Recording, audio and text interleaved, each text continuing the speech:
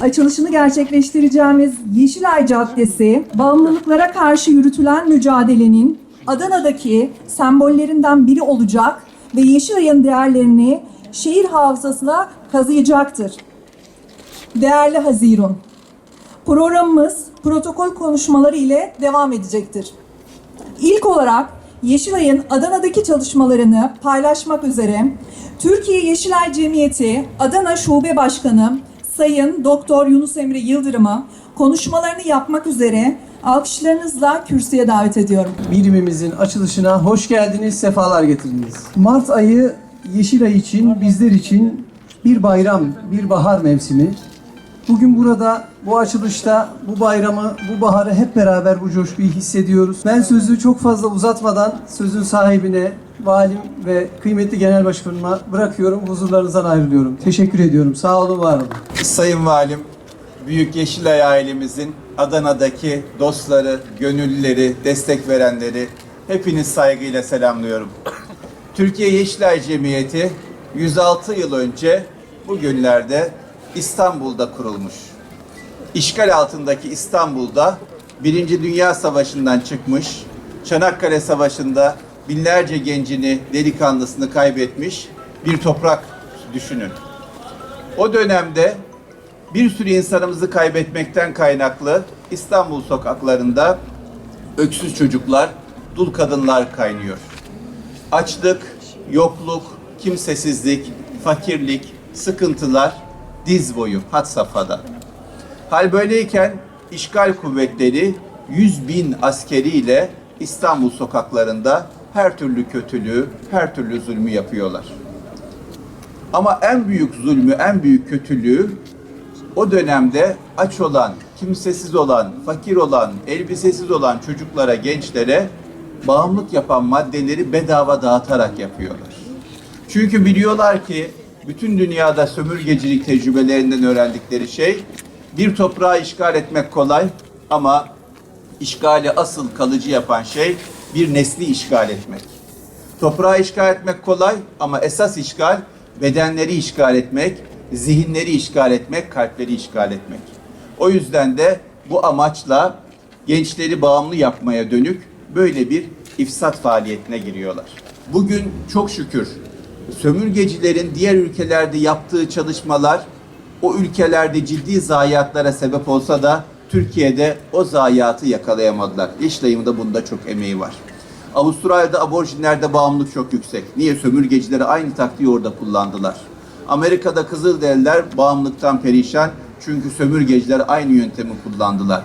Dünyanın birçok ülkesinden örnekler verilebilir ama Türkiye'de bu zehir düşündükleri gibi yayılmadı. Yeşilay'ın bunda çok büyük emeği var. Ama bugün geldiğimiz noktada her ne kadar Yeşilay gibi güçlü, köklü bir sivil toplum kuruluşumuz, dünyada örneği olmayan, dünyaya ilham olan çalışmalar yapsa da tehdit çok büyüdü.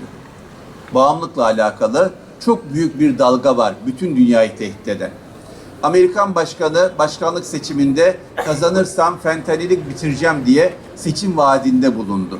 Çünkü aşırı doz ölümlerden Amerikan halkı perişan olmuş durumda.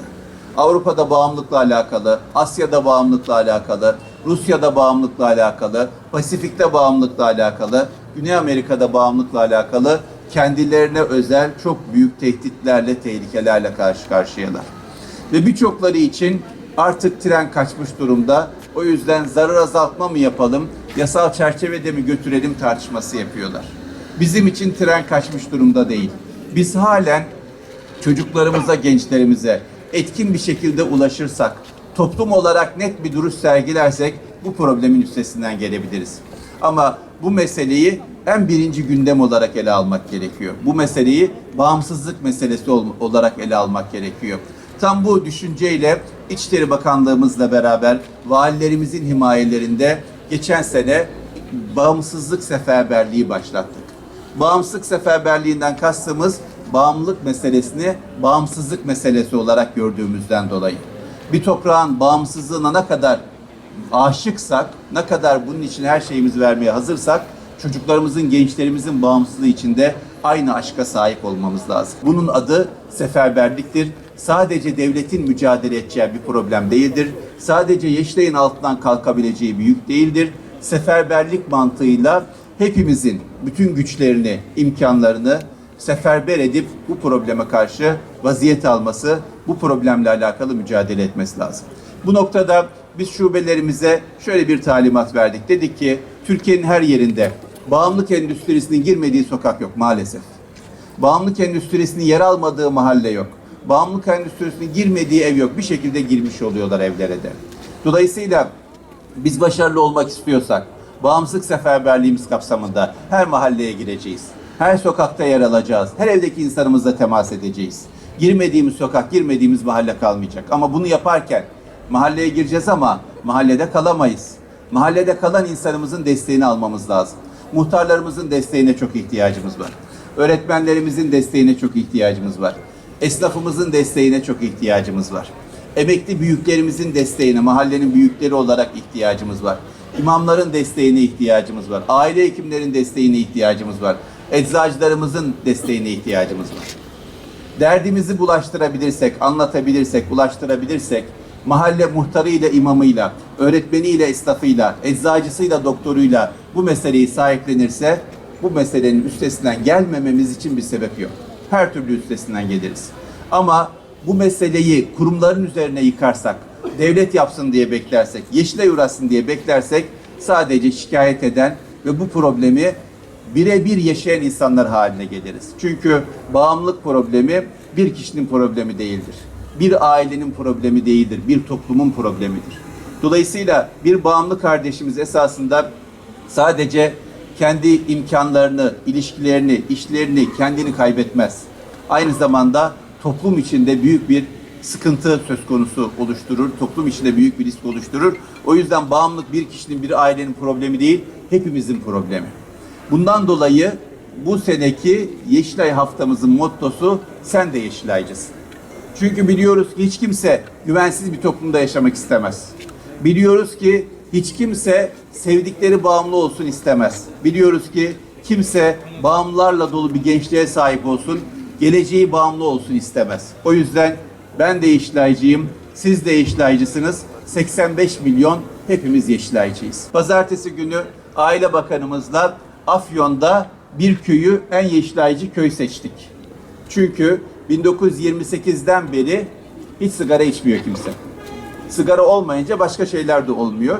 Dolayısıyla hak edilmiş bir ünvandı. En Yeşilaycı köy seçtik. Orada şunu ifade ettim. Hiç kimsenin sigara içmediği, başka bağımlılıklarında olmadığı bir köy oluyor mu? Olur. Hiç kimsenin herhangi bir bağımlılığa sahip olmadığı bir Adana olur mu? Olur. Olur. İnşallah bunu beraber inşa edeceğiz. Bağımsızlık yılı. Genel Başkanımız detaylı bir şekilde anlattı. Evet, 2026 bağımsızlık yılı. Ama ben olaya başka bir taraftan yaklaşalım.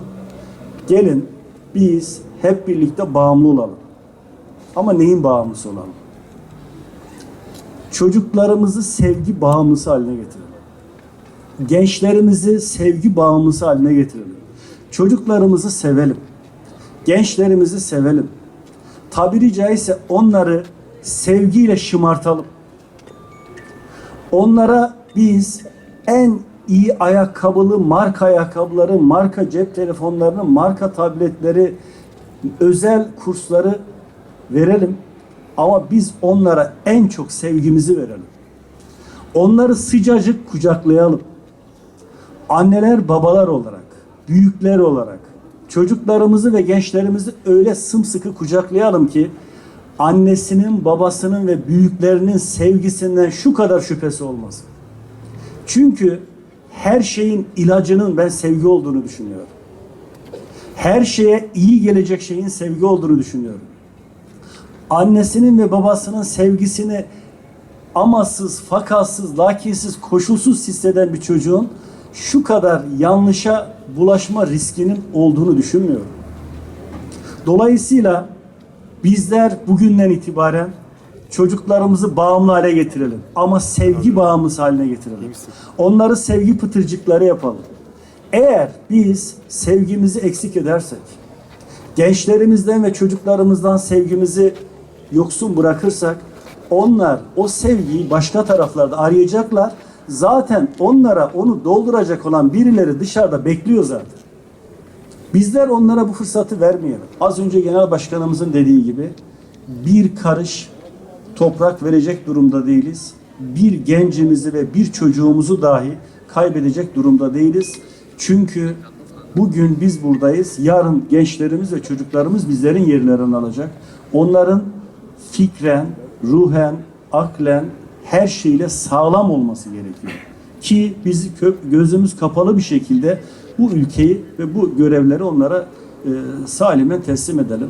Ben tekrar bu binanın hazırlanmasında, bu YEDAM'ın açılışında emeği geçen, başta genel başkanımız olmak üzere, yer tahsisinde katkı sağlayan belediyemize, sizler bugün buraya kadar zahmet ederek geldiniz, birlikte oldunuz. Tüm katılımcılara hem şahsım adına, hem valiliğim adına, hem de bu ülkenin evladı olarak sonsuz teşekkürlerimi sunuyorum.